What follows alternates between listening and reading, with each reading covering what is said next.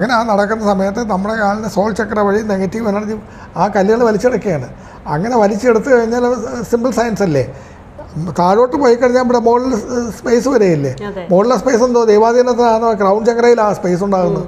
അങ്ങനെ ക്രൗൺ ചക്രയിൽ ഉണ്ടാകുന്ന ആ സ്പേസ് അവിടത്തേക്ക് പോസിറ്റീവ് എനർജിയെ സ്വീകരിച്ച് നമുക്ക് തരികയാണ് ചെയ്യുന്നത്. അപ്പോൾ എന്ന് പറഞ്ഞാൽ അപ്പോൾ ലോജിക്ക് എന്താണ്? ദൈവാധീനം ഉണ്ടാകണമെന്നുണ്ടെങ്കിൽ നമ്മളിലുള്ള നെഗറ്റീവ് എനർജി താഴോട്ട് പോകണം. ഫുഡിൻ്റെ തന്നെയാണ്. നമുക്ക് വയറ്റിൽ നിന്ന് പോയില്ല നമുക്ക് ഫുഡ് കഴിക്കാനൊക്കെ സെയിം തിങ്.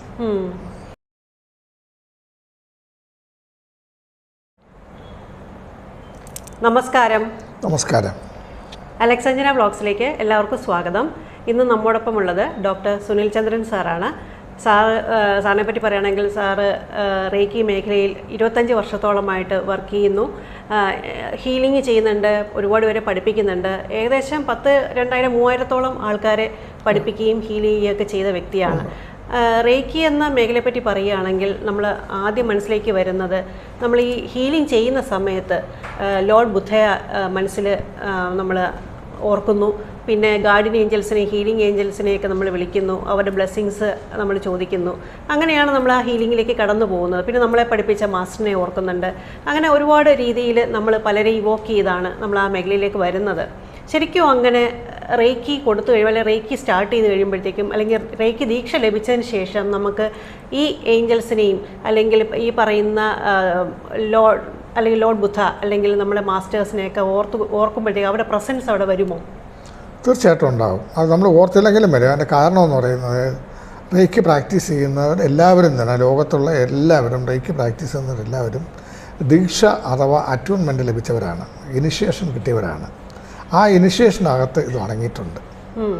അപ്പോൾ അവർ ഹീലിങ്ങിനെ കുറിച്ച് ചിന്തിക്കുമ്പോഴേ ഈ എനർജികൾ അവരുടെ ഗുരു വരും, ഡോക്ടർ മിഖാവൂസി വരും, ലോർഡ് ബുദ്ധൻ വരും, റേക്കി ഗാഡ്സ് വരും, റേക്കി ഗൈഡ്സ്, റേക്കി ഏഞ്ചൽസ്, ഇവരുടെ എല്ലാവരുടെയും ഒരു പ്രസൻസ് അവിടെ ഉണ്ടായിരിക്കും.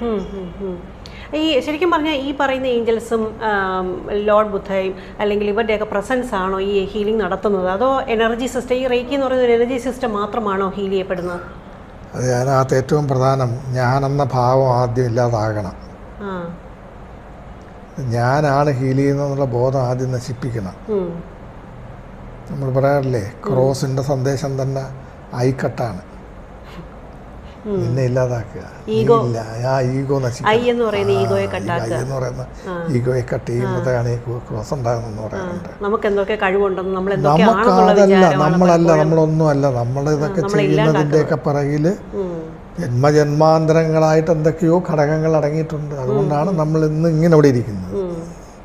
അത് ഏത് ഘട്ടത്തിലായിരുന്നാലും, ഇപ്പോൾ ഇങ്ങനെ ഇരിക്കുമ്പോഴായിരുന്നാലും, നാളെ ഇനി വേറെ ഏതെങ്കിലുമൊക്കെ പൊസിഷനിലിരിക്കുമ്പോഴായിരുന്നാലും എല്ലാം അതിൻ്റെ എല്ലാം പിറകിൽ വേറെ ചില എനർജികൾ വർക്ക് ചെയ്യുന്നുണ്ട്. ആ ഒരു ബോധം നമുക്കുണ്ടാകണം. അത് കോൺഷ്യസ് മൈൻഡിലുണ്ടായാൽ മാത്രം പോരാ, അത് സബ് കോൺഷ്യസ് മൈൻഡിൽ വരണം. റേക്കി എന്ന് ഉദ്ദേശിക്കുമ്പോഴേ ഒരുപാട് ഒരു അവകാശവാദം പറയുന്നുണ്ട്. ഇത് ക്രിസ്ത്യാനിറ്റി ആ ബിലീഫിൽ നിന്ന് വന്നതാണ്, അല്ലെങ്കിൽ ബുദ്ധിസത്തിൽ നിന്ന് വന്നതാണ്, അല്ലെങ്കിൽ ഹിന്ദു മതത്തിൽ നിന്ന് വന്നതാണ്. ഇങ്ങനെയുള്ളൊരു ഒരുപാട് ചർച്ചകൾ അല്ലെങ്കിൽ കോൺട്രവേഴ്സീസ് വരാറുണ്ട്. ശരിക്കും അങ്ങനെ അതിലെന്തെങ്കിലുമൊക്കെ സത്യമുണ്ടോ? സത്യം കണ്ടെത്തിയത് പലരും ഓരോ രംഗത്ത് ഉള്ളവർ ഇതിനെ കണ്ടെത്തുകയായിരുന്നു. അതിനു മുമ്പ് ഇത് മനുഷ്യനുണ്ടാകുന്നതിന് മുമ്പേ ഇവിടെ ഉണ്ടായിരുന്നല്ലോ. കാര്യം മനുഷ്യനുണ്ടാകുന്നതിന് മുമ്പ് മറ്റു പല ജീവികളും ഉണ്ടായിരുന്നില്ലേ. മനുഷ്യൻ്റെ ഈ ഹോമോസാപ്പിയൻ എവല്യൂഷന് 1.25 ലക്ഷം വർഷത്തിൻ്റെ പഴക്കമേ ഉള്ളൂ. അതിനു മുമ്പ് ഇവിടെ ജീവജാലങ്ങളുണ്ടായിരുന്നു, അവ ചെയ്യുന്നില്ലേ. അപ്പോൾ അപ്പോൾ അതിന് നമുക്ക് ബുദ്ധനെ കൂട്ടുപിടിക്കണോ, യേശുവിനെ കൂട്ടുപിടിക്കണോ, അതിന് ഇവിടെയുള്ള ഏതെങ്കിലും ഹിന്ദു ദൈവങ്ങളെ കൂട്ടുപിടിക്കണോ? അതിനൊക്കെ അപ്പുറത്ത് ഈ സങ്കല്പം മനുഷ്യനുണ്ടാകുന്നതിന് മുമ്പേ ഉണ്ടായെന്ന് പറയുമ്പോൾ പിന്നെ അത് നമ്മൾ വേറെ എന്തിനാണ് എൻ്റെ കൂടുതൽ നമ്മൾ എന്തിനാ ചിന്തിക്കുന്നതിനെ കുറിച്ച്? ഇത് പ്രപഞ്ച ജീവശക്തിയാണ്, അത് എല്ലാവർക്കും അവകാശപ്പെട്ടതാണ്. അമീബയ്ക്കും ബാക്ടീരിയയ്ക്കും അവകാശപ്പെട്ടതാണ്. അവ ചെയ്യുന്നില്ല എന്ന് നമ്മൾ അങ്ങനെ അറിഞ്ഞു. അവർ തമ്മിൽ കമ്മ്യൂണിക്കേറ്റ് ചെയ്യുന്നുണ്ട്, അവർ കാര്യങ്ങൾ ചെയ്യുന്നുണ്ട്. എനിക്ക് തോന്നുന്നു നമ്മൾ പോലും നമുക്കും അറിയാത്ത ഏതോ തലങ്ങളിലൊക്കെ നടക്കുന്ന അല്ലേ, നമുക്ക് കാണാൻ, നമ്മുടെ കണ്ണുകൊണ്ട് കാണാൻ പറ്റുന്നില്ലെന്ന്. നമുക്കൊരു ഇതുണ്ട്, ഒരു പരിമിതിയുണ്ട്. ആ പരിമിതിയെ കൂടെ ഉള്ള കാര്യങ്ങൾ മാത്രമാണ് സത്യമെന്ന് വിചാരിക്കുന്ന കൂപമണ്ഡുവ ബുദ്ധി എന്നൊക്കെ പറയുന്നത് തന്നെയാണ്. അതായത് നമ്മൾ ഈ ഗാർഡിയൻ ഏഞ്ചൽസിനെയും അല്ലെങ്കിൽ ഹീലിംഗ് ഏഞ്ചൽസിനെയൊക്കെ ഇവോക്ക് ചെയ്യുമ്പോഴത്തേക്കും അതിൽ നമുക്ക് അറിയാൻ പറ്റുമോ ഇന്ന ഏഞ്ചൽസാണ് നമുക്ക് ഇന്ന നമ്മുടെ ചുറ്റുവട്ടത്തുള്ളത് അല്ലെങ്കിൽ ആ ഒരു ഹീലിങ്ങിലേക്ക് വന്നിട്ടുള്ളത്? ഇപ്പം ഡിസ്റ്റൻ്റായിട്ട് ഹീൽ ചെയ്യുമ്പം നമുക്ക് എങ്ങനെയാണ് ചെയ്യുന്നത് നമുക്ക് അറിയില്ലല്ലോ. അതായത് നമ്മൾ കാണുന്ന പോലും ഉണ്ടാവില്ല, ചിലപ്പോൾ കാണുന്നുണ്ടാവും, ചിലപ്പം ഓൺലൈനായിട്ടൊക്കെ കാണുന്നുണ്ടാവാം. അപ്പം ഈ ഏഞ്ചൽസ് വന്നിട്ട് അവരുടെ പ്രസൻസ് നമുക്ക് ഫീൽ ചെയ്യാൻ പറ്റുമോ? അത് ആ ഹീൽ ചെയ്യപ്പെടുന്ന വ്യക്തിക്ക് ഫീൽ ചെയ്യാൻ പറ്റുമോ? എങ്ങനെയാണ് അത് നടക്കുന്നത്? ഇല്ല, ഹീൽ ചെയ്യപ്പെടുന്ന വ്യക്തിക്ക് ഫീൽ ചെയ്യണമെന്നില്ല. ഫീൽ ചെയ്യപ്പെടുന്ന വ്യക്തിക്ക് അത് ഹീലിംഗ് മാത്രമേ ഫീൽ ചെയ്യുള്ളൂ. നമ്മൾ ചെയ്യുമ്പോഴത്തേക്ക് നമ്മളെ ഈ അറ്റ്യൂൺഡ് ആയിട്ടുള്ളത് കൊണ്ട് ഇവരുടെയൊക്കെ പ്രസൻസ് അവിടെ ഉണ്ടാവും. ആ ഒരു കോൺഫിഡൻസിലാണ് നമ്മളത് ചെയ്യുന്നത്. ഒരു സാമാന്യ ബുദ്ധിക്ക് നിരക്കാവുന്ന കാര്യങ്ങളൊന്നും അല്ലല്ലോ നമ്മുടെ ഒരു ഡിസ്റ്റൻ്റ് ഹീലിംഗ് എന്ന് പറയുന്നത്. ഇവിടെ ഇരുന്നുണ്ട്. ഇപ്പോൾ ഇന്നലെയും ഞാൻ ചെയ്തു, ഫ്ലോറിഡയിൽ ഒരു ലേഡിക്ക് ഹീലിംഗ് വേണമെന്ന് ഞാൻ ചെയ്തു കൊടുത്തു. ഇന്ന് വെളുപ്പിന് ഇവിടെ ഹിമാചൽ പ്രദേശിലെ പാലാംപൂർ എന്ന് പറയുന്ന സ്ഥലത്ത് അടുത്ത കഴിഞ്ഞ ദിവസം ഞാൻ അവിടെ പോയിരുന്നു.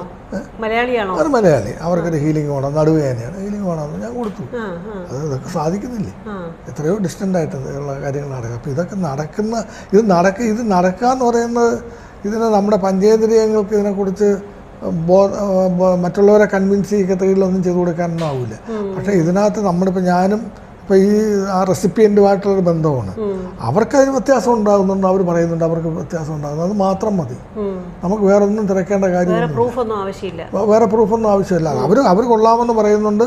ഇപ്പോൾ ഈ പല ആൾക്കാരും ഞാൻ പറയുന്നത് എൻ്റെ ഫീസ് എനിക്ക് തരുന്നുണ്ട്. അപ്പോൾ അതിനൊന്ന് വെറുതെ ആരെങ്കിലും പൈസ തരും? അവർക്ക് എന്തെങ്കിലും പ്രയോജനം ഉണ്ടായതുകൊണ്ടല്ലേ അവർ തരുന്നത്. ശരിക്കും നമുക്ക് ചുറ്റും ഈ പറയുന്ന ഏഞ്ചൽസും ഈ ശക്തികളൊക്കെ ഉണ്ട്. പക്ഷെ നമ്മൾ ഈ ദീക്ഷ എടുത്തു കഴിയുമ്പോൾ നമുക്കത് കുറച്ചുകൂടെ അത് അനുഭവപ്പെടുന്നു എന്നുള്ളതാണ്. നമ്മൾ റേഡിയോയെ കുറിച്ച് ചിന്തിച്ചു കഴിഞ്ഞാലേ, ഇപ്പം ഞാൻ റേഡിയോ ഉണ്ടെന്ന് ഇവിടെ വെച്ച് ട്യൂൺ ചെയ്യുകയാണെങ്കിൽ നമുക്ക് BBC കിട്ടും, അല്ലേ, വോയിസ് ഓഫ് അമേരിക്ക കിട്ടും, ലോകത്തുള്ള എല്ലാ സ്റ്റേഷനുകളും. അപ്പോൾ ഈ റേഡിയോ വരുന്നതിന് മുമ്പ് ഇവിടെ ഇല്ലായിരുന്നു അത്, ഇല്ലേ? ഞാനൊരു ട്രാൻസിസ്റ്റർ കൊണ്ടൊന്ന് ഓൺ ചെയ്യുമ്പോഴല്ലേ ഇതൊക്കെ കിട്ടുന്നുള്ളൂ. അപ്പോൾ അതിന് എന്ന് പറഞ്ഞാൽ ഇതൊക്കെ ഇവിടെ ഉണ്ടായിരുന്നതുകൊണ്ട് അത് കണ്ടുപിടിക്കാനുള്ള ഡിവൈസ് എത്തിയപ്പോഴത്തേക്കല്ലേ നമുക്കത് അനുഭവം ആയത്. അതിനു മുമ്പ് BBCയുടെ വോയിസുകൾ ഇവിടുത്തെ ഇവിടെ ആ തരംഗങ്ങളിലൂടെ ഉണ്ടായിരുന്നു, ഓൾ ഇന്ത്യ റേഡിയോയുടെ ഉണ്ടായിരുന്നു, മറ്റ് പല റേഡിയോ സ്റ്റേഷനുകളുടെ ഉണ്ടായിരുന്നു. അപ്പോൾ ഇവരൊക്കെ എവിടെയായിരുന്നു? എല്ലാം ഈ പ്രപഞ്ചത്തിൽ എല്ലാം ഇവിടെ നിറഞ്ഞു നിൽക്കുകയാണ്. ഈ പ്രപഞ്ചം തിരിച്ചറിയാൻ നമുക്ക് അങ്ങനെ അതുപോലെ നമുക്ക് ഓരോ കാര്യങ്ങളും മനസ്സിലാക്കുന്നതിന് നമുക്ക് ഇൻസ്ട്രുമെന്റ്സ് വരും. അപ്പോഴേ നമുക്ക് മനസ്സിലാക്കാൻ പറ്റുള്ളൂ. നമ്മൾ ഈ പഞ്ചേന്ദ്രിയങ്ങളുടെ കാര്യം പറഞ്ഞു, അതുപോലെയാണ് ആറാം ഇന്ദ്രിയം. എല്ലാവർക്കും അറിയാൻ താല്പര്യമുള്ളൊരു കാര്യമാണ്. ഈ 6th സെൻസ് എന്ന് പറയുന്നത് എല്ലാവർക്കും ഉണ്ടെങ്കിലും അത് നമുക്ക് കൂടുതൽ അതിനെ ഒന്ന് പരിപോഷിപ്പിക്കാൻ അല്ലെങ്കിൽ കൂടുതൽ തിരിച്ചറിയാനായിട്ട് സാധിക്കുമോ? അല്ലെങ്കിൽ അതിൻ്റെ ആ ഒരു കഴിവ്, ആ ശക്തി നമുക്ക് ഡെവലപ്പ് ചെയ്യാൻ പറ്റുമോ? ഞാനതിനെ കുറച്ചുകൂടെ മേലോട്ടാണ് കാണുന്നത്. ഈ 6ന് വലിയ സിഗ്നിഫിക്കൻസ് ഒന്നുമില്ല, 5നും സിഗ്നിഫിക്കൻസ് ഇല്ല, 6നും സിഗ്നിഫിക്കൻസ് ഇല്ല. 7, 8, 9, 10 ഒക്കെ ആയിക്കൂടാത്ത എന്തുകൊണ്ടാണ് നമ്മൾ അങ്ങോട്ട് ചിന്തിക്കാത്തത്? നമുക്ക് അതിനെപ്പറ്റി കൂടുതൽ അറിയില്ലാത്തതുകൊണ്ടായിരിക്കും. നമുക്ക് അറിയില്ല എന്ന് കേട്ടില്ല എന്ന് പറയാനൊക്കെ ഇല്ലല്ലോ. അതൊന്നും ഇല്ലാന്നുണ്ടെങ്കിൽ ഇതെങ്ങനെ സാധിക്കുന്നു? ഇപ്പോൾ ഇവിടെ ഇരിക്കുന്ന ആൾ, ഇത്രയും അകലെ ഇരിക്കുന്ന അയാളുടെ ശരീരത്തിൽ വ്യത്യാസങ്ങൾ ഉണ്ടാക്കുക എന്ന് പറയുന്നത് 6th അല്ല, അതിനപ്പുറത്തേക്കാണ്. അപ്പോൾ 6th 7 ഒന്നും ആയിരിക്കില്ല. അതിൻ്റെ അപ്പുറത്ത് ഏതോ ഒരു തലം. നമുക്കിങ്ങനെ എണ്ണാനേ അറിയാവുള്ളൂ. എണ്ണിയാലേ നമുക്ക് ബോധ്യം, നമുക്ക് വിശ്വാസം വരുള്ളൂ. എന്തിനാ നമ്മൾ എണ്ണാൻ പോണത്? 6th 7th ഒന്നും അല്ല, അതിനപ്പുറത്തും ഒക്കെ ഉണ്ട്. അല്ല, അതൊക്കെ ഉണ്ടെങ്കിലും നമുക്ക് പലപ്പോഴും തിരിച്ചറിയാൻ പറ്റാണ്ടായി പോകുന്നത് നമുക്ക് ഈ റേക്കി വഴി നമ്മൾ പഠിച്ചു കഴിഞ്ഞാൽ, അല്ലെങ്കിൽ ഹീലിംഗ് സിസ്റ്റത്തിലൂടെ നമുക്കത് കുറച്ചുകൂടെ നമുക്ക് ഡെവലപ്പ് ചെയ്യാൻ സാധിക്കുമോ? അല്ലെങ്കിൽ നമുക്ക് അതിനെപ്പറ്റി കൂടുതലായിട്ട് മനസ്സിലാക്കാൻ പറ്റുമോ? എന്തിനെക്കുറിച്ചാണ് അവിടെ മനസ്സിലാക്കേണ്ടത്? ഈ 6th സെൻസ് എന്ന് പറയുമ്പോൾ നമ്മളിപ്പം നമ്മുടെ വിശ്വാസം അല്ലെ, നമുക്ക് അറിയാവുന്നിടത്തോളം അടുത്ത നിമിഷം എന്താ സംഭവിക്കുന്നത് നമുക്ക് അറിയില്ല. അപ്പം ചിലപ്പം നാളെ എന്ത് സംഭവിക്കുന്നുള്ളതിനെ പറ്റി ഒരുപാട് പേര് അല്ല, അതിനെ നമ്മളെ സഹായിക്കുന്നത് നമ്മുടെ ആജ്ഞാചക്രയാണ്, ഇൻറ്റ്യൂഷൻ. നമ്മൾ ഒരിക്കലും ഈ നമ്മളൊന്നും പാസ്റ്റിലായിരിക്കും അല്ലെങ്കിൽ പ്രസൻറ്റിലായിരിക്കും, ഫ്യൂച്ചറിലായിരിക്കും. നമ്മൾ പ്രസൻറ്റിലിരിക്കാൻ നമുക്ക് അറിഞ്ഞൂടാ, നമ്മൾ മറന്നു. നമ്മൾ ഇപ്പോഴും തന്നെ ഇനിയിപ്പോൾ ഉച്ചയ്ക്ക് ശേഷമുള്ള കാര്യത്തെക്കുറിച്ചൊക്കെ ആയിരിക്കും നമ്മൾ ചിന്തിക്കുന്നത്, അല്ലെങ്കിൽ കാലത്തെ ഏതെങ്കിലും കാര്യത്തെക്കുറിച്ചായിരിക്കും ചിന്തിക്കുക, അല്ലെങ്കിൽ വർഷങ്ങൾക്ക് മുമ്പുള്ള കാര്യങ്ങളൊക്കെ ആയിരിക്കും ചിന്തിക്കുന്നത്. ഇതിനകത്ത് ഒന്ന് നമ്മൾ ഇപ്പോഴത്തെ ഈ മൊമെൻറ്റിനെ കുറിച്ച് നമ്മൾ മനസ്സിലാക്കുക. അത് 2, നമ്മുടെ ഇൻറ്റ്യൂഷൻ വർക്ക് ചെയ്യുന്നത് എപ്പോഴും ഫ്യൂച്ചറിന് വേണ്ടിയിട്ടാണ്. അത് പാസ്റ്റിന് വേണ്ടിയിട്ടും പ്രസൻറ്റിന് വേണ്ടിയിട്ടുമല്ല. അപ്പോൾ ഫ്യൂച്ചറിനെ കുറിച്ച് മനസ്സിലാക്കണമെന്നുണ്ടെങ്കിൽ അതാണ് നമ്മുടെ 6th സെൻസ് മനസ്സിലാക്കുന്നത്. നമ്മൾ പറയുന്നത് ഈ 6th സെൻസ്, ഈ 6ാം ഇന്ദ്രിയം മനസ്സിലാക്കുന്നത് നമ്മുടെ ഇൻറ്റ്യൂഷൻ, അതുപോലെ ആജ്ഞാചക്ര. അത് റീഡ് ചെയ്യുന്നത്. അത് നാളെ വരാനിരിക്കുന്ന കാര്യങ്ങളെക്കുറിച്ച് മനസ്സിലാക്കാനുള്ള അതിൻ്റെ കഴിവാണ്. അതുകൊണ്ട് ഈ പ്രവാചകന്മാരെന്ന് പറയുന്നവർ, പ്രവചനം അപ്പോഴും ഉണ്ടാകുന്ന ഫ്യൂച്ചറിലേക്കാണല്ലോ. ഈ പ്രവാചകന്മാരെന്ന് പറഞ്ഞ് നമ്മുടെ ഇവിടെ ഉണ്ടായ അവതാരങ്ങളെല്ലാം തന്നെയും അവരുടെ എല്ലാം ഈ സെൻസ് കൂടുതൽ സ്ട്രോങ് ആയിരുന്നു. അതുകൊണ്ടാണ് അവർക്ക് ഓരോന്ന് പറയാൻ സാധിച്ചത്, പ്രവചിക്കാൻ സാധിക്കുന്നത്. അങ്ങനെയൊക്കെ അതിനെല്ലാം ഇത് ഉണർന്നവരെയാണ് നമ്മൾ പ്രവാചകരെന്ന് പറയുന്നത്. അത് ഉണർന്നു കഴിഞ്ഞാൽ പല തലങ്ങളിലേക്ക് പോകും. അതിന് നമ്മുടെ മൈൻഡ് കൊണ്ട് ഒന്ന് റെസ്ട്രിക്റ്റ് ചെയ്യാൻ ശ്രമിക്കരുത്. നമ്മുടേതായിട്ട് സ്കൈ ഈസ് ദ ലിമിറ്റ്. നമ്മുടെ മൈൻഡിനും അത് തന്നെയാണ്. ഒന്നിനും നമ്മളൊരു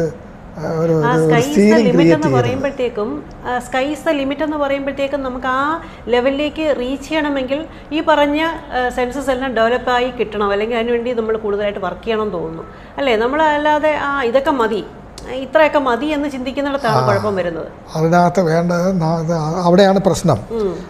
നമ്മളെല്ലാം തികഞ്ഞവരാണെന്നുള്ള ചിന്തയൊക്കെ മാറ്റി വെക്കണം. അല്ലെ, നമുക്കെല്ലാം അറിയാമെന്നുള്ള ചിന്ത. ഈ ഗ്ലാസ്സിൽ ഇനിയും സ്പേസ് ഉണ്ട്, ഇനിയും വെള്ളം ഒഴിക്കാം. ആ സ്പേസ് ഉണ്ടെങ്കിലേ അവിടെ വെള്ളം ഒഴിക്കാനൊക്കെ ഉള്ളൂ, ഇല്ലേ? ഈ ഗ്ലാസ് ഫുള്ളാണെങ്കിൽ അവിടെ വെള്ളം ഒഴിക്കാനൊക്കെ പലരുടെയും ധാരണ എനിക്കൊരു ക്വാളിഫിക്കേഷനുണ്ട്, പോസ്റ്റ് PG ഉണ്ട്, അല്ലെങ്കിൽ മറ്റോ ഉണ്ട്, PhD ഉണ്ട്, അതിൻ്റെ സബ്ജക്റ്റിൽ ഞാൻ ഇന്നതാണ്, അല്ലെങ്കിൽ ഇന്ന പൊസിഷനിലാണ്, ഞാൻ ഫുൾഫിൽഡാണ്, എല്ലാ രീതിയിലും ഞാൻ സർവജ്ഞനാണ് എന്ന് ഇരിക്കുന്ന ഒരാളെ ഒരു കാരണവശാലും നമുക്ക് പഠിപ്പിക്കാനാവില്ല. അവിടെ ഒരു സ്പേസ് കിട്ടിക്കഴിഞ്ഞാൽ നമുക്ക് വഴി കയറാം. ആ സ്പേസ് ഉണ്ടെങ്കിൽ എനർജി എന്ന് പറഞ്ഞ എനർജിക്ക് ഫ്ലോ ചെയ്യാൻ പറ്റുമോ? എങ്കിൽ ആ സ്പേസ് ഉണ്ടെങ്കിലേ ആ എനർജിക്ക് ഫ്ലോ ചെയ്യാൻ പറ്റുള്ളൂ. അവിടെ ഒരു സ്പേസ് വേണം ഇത് എന്തെങ്കിലും ഗ്രഹിക്കാനായിട്ട്. അതായത് അതിനാണ് പറയുന്നത് നമ്മളിലുള്ള നെഗറ്റീവ് എനർജിയെ നമ്മൾ ഗ്രൗണ്ട് ചെയ്ത് കളയണം. അങ്ങനെ ഗ്രൗണ്ട് ചെയ്ത്, അതിനാണ് നമ്മൾ പറയുന്നത്, അങ്ങനെ ഗ്രൗണ്ട് ചെയ്ത് കളയുമ്പോൾ അതിനാണ് ഈ പ്രദർശനമൊക്കെ നടക്കുന്നത്. ഈ ഗ്രൗണ്ട് ചെയ്ത് കളഞ്ഞു കഴിഞ്ഞാൽ നമ്മുടെ സഹസ്രാര ചക്ര വഴി അവിടെ നിന്ന് ദൈവാധീനം അകത്തേക്ക് കടക്കും. ഇത് അതിൻ്റെ ലോജിക്ക്. ഇവിടെ നിന്ന് കളയാതിരുന്ന് കഴിഞ്ഞാൽ അവിടെ നിൽക്കേ ഉള്ളൂ, ദൈവാധീനം കിട്ടില്ല. അതിനാണ് ഈ ക്ഷേത്രത്തിൽ പോയി പ്രദക്ഷിണമൊക്കെ വയ്ക്കുന്നത്. പക്ഷേ ഇത് ക്ഷേത്ര ദർശനമൊക്കെ നടത്തുമ്പോഴത്തേക്ക് കുറച്ച് ചില അനുഗ്രഹങ്ങളും മറ്റുമൊക്കെ ഉണ്ടാകുന്നതിന് പിറകിലുള്ള സയൻസ് അവിടെയാണ്. ഈ ഗ്രൗണ്ടിങ്ങാണ്. ഓരോ ക്ഷേത്രത്തിൽ ഇത്ര തവണ വനം വയ്ക്കണമെന്നൊക്കെ ഇല്ലേ? ആ വനം വെപ്പൊക്കെ എന്ന് പറയുന്നത് അവിടെ ഇരുന്ന കല്ലിൻ്റെ മേലെ കൂടെ നടക്കും, ചെരുപ്പൂരിട്ടാണല്ലോ പോകുന്നത്. അങ്ങനെ ആ നടക്കുന്ന സമയത്ത് നമ്മുടെ കാലിന് സോൾ ചക്ര വഴി നെഗറ്റീവ് എനർജി ആ കല്ലുകൾ വലിച്ചെടുക്കുകയാണ്. അങ്ങനെ വലിച്ചെടുത്ത് കഴിഞ്ഞാൽ സിമ്പിൾ സയൻസ് അല്ലേ? താഴോട്ട് പോയി കഴിഞ്ഞാൽ ഇവിടെ മുകളിൽ സ്പേസ് വരെയില്ലേ? മുകളിലെ സ്പേസ് എന്തോ ദൈവാധീനത്തിനാണ് ക്രൗൺ ചക്രയിൽ ആ സ്പേസ് ഉണ്ടാകുന്നത്. അങ്ങനെ ക്രൗൺ ചക്രയിൽ ഉണ്ടാകുന്ന ആ സ്പേസ് അവിടത്തേക്ക് പോസിറ്റീവ് എനർജിയെ സ്വീകരിച്ച് നമുക്ക് തരികയാണ് ചെയ്യുന്നത്. അപ്പം എന്ന് പറഞ്ഞാൽ അപ്പോൾ ലോജിക്ക് എന്താണ്? ദൈവാധീനം ഉണ്ടാകണമെന്നുണ്ടെങ്കിൽ നമ്മളിലുള്ള നെഗറ്റീവ് എനർജി താഴോട്ട് പോകണം. ഫുഡിൻ്റെ തന്നെയാണ്. നമുക്ക് വയറ്റിൽ നിന്ന് പോയില്ല നമുക്ക് ഫുഡ് കഴിക്കാനൊക്കെ സെയിം തിങ്. യൂറിൻ പാസ് ചെയ്താൽ നമുക്ക് അടുത്ത വെള്ളം കുടിക്കാനുള്ള ദാഹം വരും, എല്ലാം വരും. നമ്മൾ പോയി യൂറിൻ പോയില്ല എന്നുണ്ടെങ്കിൽ നമുക്ക് വെള്ളം കുടിക്കാനൊക്കെ ഇല്ല. അത് കണക്ക് ഇത് തന്നെയാണ് ഇവിടെ നടക്കുന്നത്.